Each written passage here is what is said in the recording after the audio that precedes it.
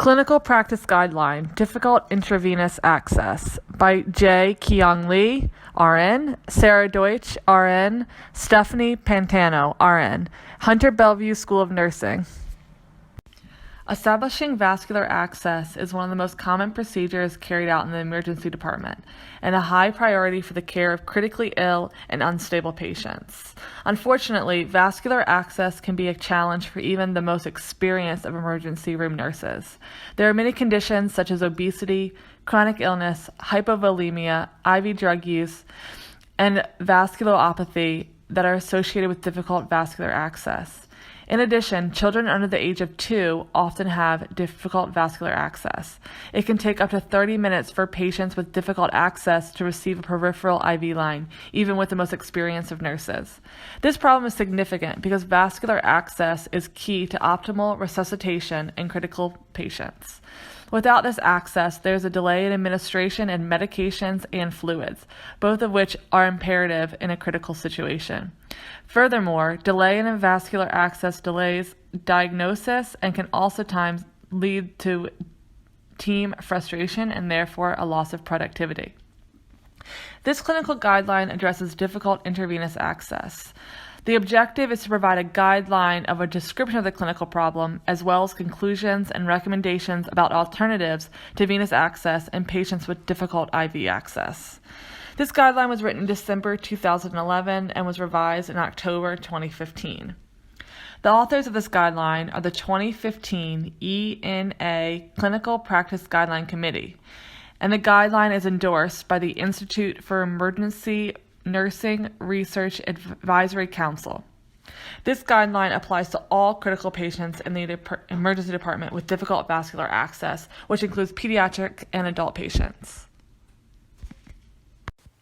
The methods used to create the clinical practice guidelines for difficult intravenous access included a systematic literature review and a critical analysis of the information found. The systematic literature review was done using databases such as PubMed, Google Scholar, and the Agency for Healthcare Research and Quality, to name a few. Key search words included, but were not limited to, difficult intravenous access, heat, light, ultrasound, and tourniquet. The inclusion criteria for articles to be included in this clinical guideline were those written in English with human subjects, initially those dated from January 2003 to October 2011, until there was an update to the guideline in 2015 that included those articles ranging from 2011 to 2015 as well.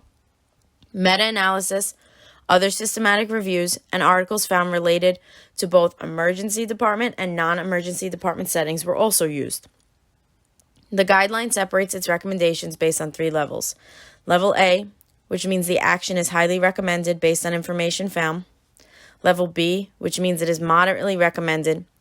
And Level C, which is weak, and the clinical practice found in this level are very lowly recommended by the guideline.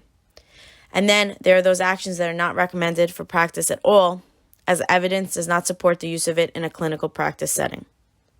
Some recommendations put out by the guideline include actions like using ultrasound to guide the IV insertion, and early consideration by healthcare professionals to use IO access instead of IV access when there is known difficulty inserting an IV are 2 Level A, highly recommended actions a nurse can take.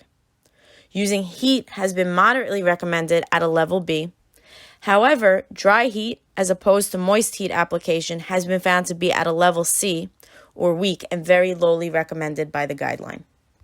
Conclusions.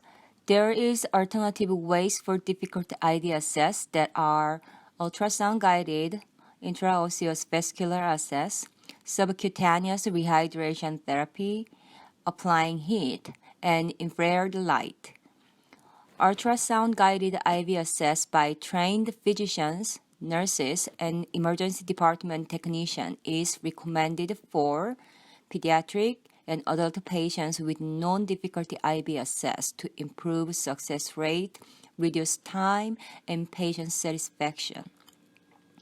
Intraosseous venous access should be considered early when there is possible in increasing patient morbidity or mortality for all age groups. Subcutaneous rehydration can be considered mild to moderate dehydration for pediatric and elderly patients. Warming may improve IV success rate and decrease time. Study about using infrared light, transillumination, and the VEID don't have supportive evidence that shows efficiency. This poster presentation is based on Emergency Nurses Association Clinical Practice Guideline for difficult intravenous access, and you can find the information from the website. Thank you.